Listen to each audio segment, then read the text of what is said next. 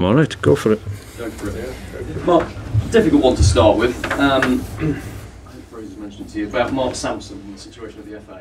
Have you got a view on it? How damaging is it for the FA and for the women's game, you think, this situation? It's difficult to have a view on it because I don't really, or not in possession of all the facts, to be perfectly honest. I don't think too many people are outside of the FA and the people involved, but it seems like the issue has dragged on, and there's been a lot of discussion in regards to past inquiries and investigations into behaviour and of individuals, and now it seems like they've gone even further back to the time when maybe other issues were surrounding Mark Sampson, and now he's lost his job. So like I said, that's about as much as I know. For me to comment on something that really not in possession of the facts would be wrong, but it just seems like that the process is wrong as well, in terms of maybe the recruitment of individuals and obviously the understanding of where they are. Thank you for that. The Carabao Cup. Were you angry after that? Yeah, we didn't perform. In fairness, it was our worst performance of the season. We've done well, clearly, in the Premier League, and it's a competition we didn't take lightly, and I never do. You look at my record in terms of teams I've picked in previous years. We've always gone strong. I made changes because we needed to.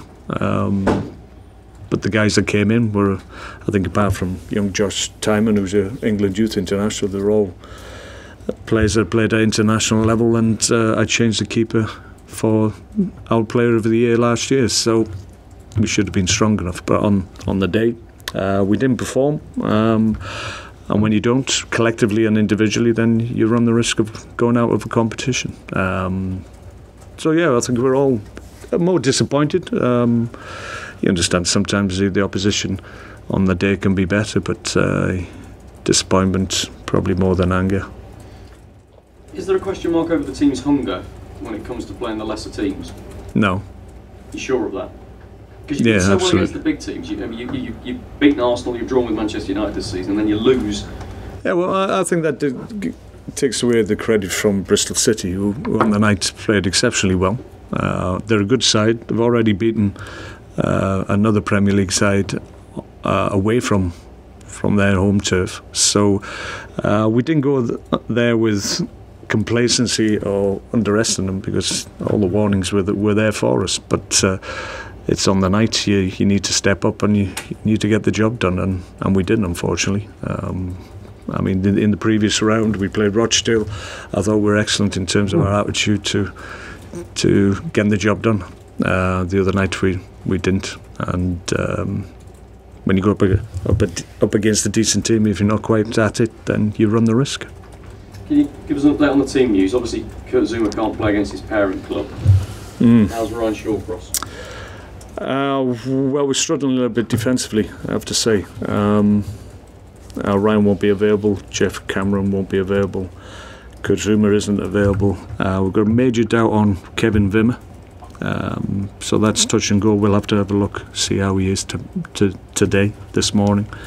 So as it stands, of the senior centre halves that I've probably got one at the moment. So we're keeping our fingers crossed that Kevin will be okay. What's the matter with Bill? He's got damage to his hamstring. We're hoping it's not going to stop him playing, but clearly at the moment he's a big risk. That'll be the headline for us, I suspect, because that's a real problem for you at centre back, isn't it? And yeah, it is. When you've recruited well there this summer. I mean, it's you can't stockpile players, but obviously if you have 3 or 4 injuries in the same position, then you haven't got the depth, unfortunately. So that's where we find ourselves. Unfortunately, it's coincided with the fact we can't play Kurt Zuma as well. So if he was available, clearly we'd have 2 senior centre halves and we could go maybe a different way. But We'll keep our fingers crossed. At the moment, we're a little bit stretched, to say the least. I want to ask you about Xherdan Shaqiri. He's very close to a David Beckham record. Is he? Yeah. Or is it? And I don't know if people are aware of this, but the last 6 goals he scored for Stoke have all been long range from outside the area free kicks. Who's come up with that? We've spent time coming up with that. No. But David Beckham and 2 guy did it with 8, with 8 straight. Okay. So, but look, on a wider point, the value of Shaqiri this season and this relationship he seems to have struck up with Chupo as well. He's done very well ever since he's come back from the close season. I have to say, his work in general has been first class, absolutely right on the money, and he's carried that through into the season, and he's enjoying his work. He's affecting games in the right way and scoring goals as well. So long may it continue. I think that's down to his preparation, his attitude to his daily work, and he's reaping the benefits, and so are we. That relationship with Chupo as well seems to be paying dividends. Yeah. I think they bounce off each other. They recognise each other's ability, and I think they respect the ability that each of them have, and that's always good. Good players like to play with good players, and clearly 2 of them are at a high level at the moment. So that's a combination that's working for us. You've always said to me that this team, the squad that you're in charge of, bounces back really well from a disappointment, and you've done very well against the top sides this season. So you probably go into this game with a lot of confidence, don't you? Well, yeah. With the proviso that we're a little bit stretched, but yeah, listen, we were against Chelsea, we were up against the reigning champions, and you saw them in midweek. They were able to dispatch lower opposition a lot more readily than we were found or were able to. So they've got strength in depth, they've got good talent, and it'll be a huge test. But you're right, we've gone up against Arsenal and Man United and been excellent, so we're going to have to hit those levels again. We're going to have to maybe ride our luck a little bit at times, but you have to have that little bit of luck against the top teams. But for the most part, you're looking for performance and determination in your play to enable you to, at times, stay in the game, but at other times to take advantage when the momentum shifts to you. So we've done that well in the previous games at home. It's not been an easy run of fixtures at home, to say the least. First 3 home games are Arsenal, Man United and Chelsea, but they'll get easier from now on in, I'm sure. Last one from me. Some people suggesting that Chelsea have got a bit of a discipline problem. They've had 3 players sent off in the first 5 games. The Bet365 Stadium can be quite a hostile place. You can use that, can't you? There's an element there of your players being aware of that. I'm not sure if they have got a indiscipline. I think they've got more sent off, or close to as many sent off in the opening 5 or 6 games as they had all last year. So is that an anomaly, or is it something prevalent throughout their squad that they have a discipline issue? I think last year they were quite good in terms of taking things up to a line and not crossing it. Maybe they've just got that balance a little bit wrong. I think if you look at the boy Costa, I think he was brilliant at it in terms of really taking it up to the edge, but then stepping back, but affecting opposition teams. So maybe I'm quite got that ability in terms of the dark arts right on spec at the moment, but I don't see them as a team that's got a discipline problem. I think some of the decisions have gone against them. The David Luiz one was a little bit out of control and reckless, but that can happen to many players. But for the most part, I see a team that's organised, disciplined, and knows what they're about. So a difficult game for us. Mark, just a quick one on Costa. Obviously, you were never going to face him, but what's your take on the situation of a player refusing to come back and play for a team that are paying him and, effectively? Well, it's only in my view, and I don't know. Once again, don't know the whole circumstances and history behind it and how they found themselves in the situation. But it's a shame from football fans' point of view. I think it's a loss to the Premier League, because I used to really enjoy watching him play and how he went about his business, because he was different and he had a little bit of an edge to him, and the reaction of other players to him, it was really interesting from that point of view. So I just feel it's a shame that he's a top player, and Premier League should have the top players in world football playing, and for whatever happened or why it happened, maybe both sides should go together and maybe try to get a real positive out of it. As it is, he's left Chelsea and he's left the Premier League, which I think is a shame. And in Morata is sort of a totally different type of player, but nevertheless causes you.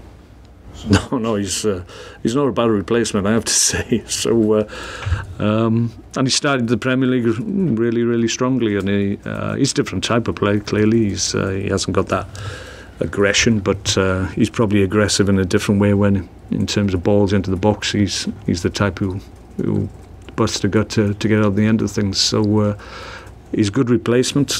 Time will tell whether or not he has the impact that Diego Costa had in the Premier League, but he's made a good start.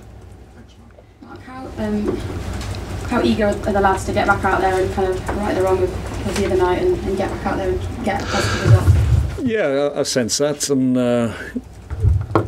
you heard me time and time again. I think we mentioned it already that we always bounce back. There's always a reaction to a disappointing result, and the performance will be markedly better. I think we all accept and expect that. So. Didn't take away that disappointment of obviously going out of the competition, because it was one that we'd targeted to do well in, but it's gone now. We can't do anything about it, so the key is now to maintain our form in the Premier League and make sure that we give a good account of ourselves. What have you made of your opposite number so far this season, and how he's done with his side? Well, there's been changes, but they've spent a lot of money on a number of players to strengthen the squad, and we may well see different faces, players that we haven't gone up against in previous seasons, so we'll have to be ready for that. But they're always strong, you know that. They're in a market for players that which is at the top level, and whenever they bring players in, you know that they're not going to be weakened, even if they let good players go.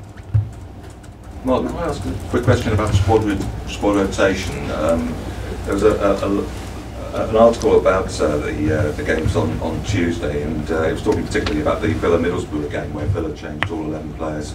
And it says, but Middlesbrough didn't appear to give the match too much importance either, making 10 changes from their previous outing.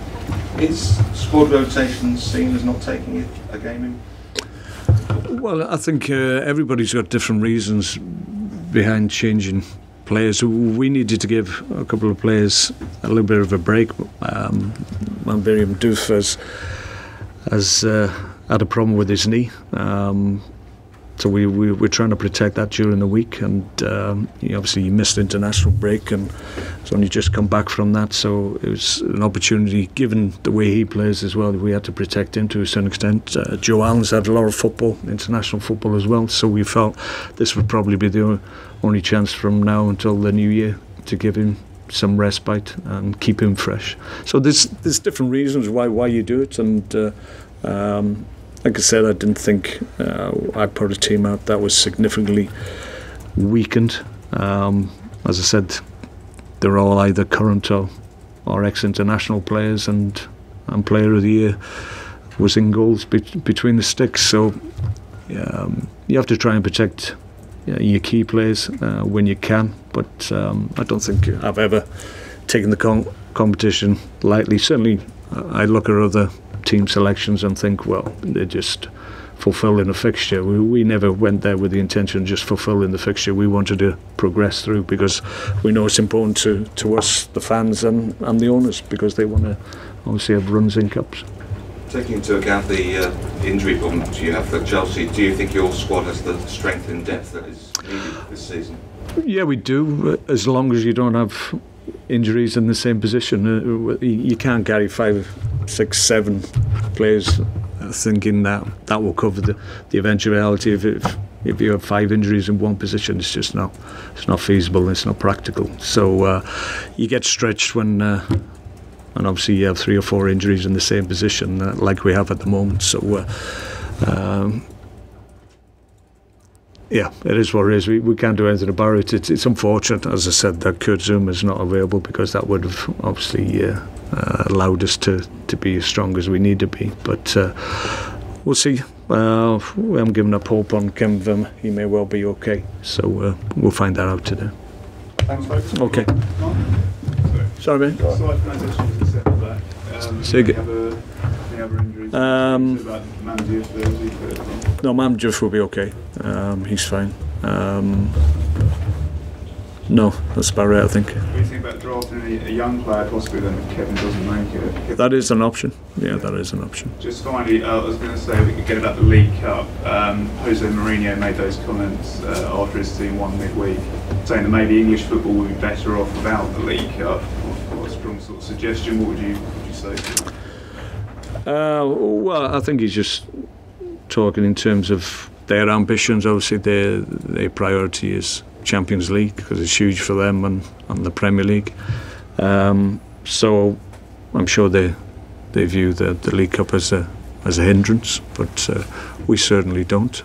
We'd love to be involved still. Unfortunately, we're going to have to wait another year to be involved in it. So I think he's just talking in terms of his group of players and his club and their priorities, and I can see why he said it, but for the rest of us, it's an opportunity to win a trophy, and that's very important.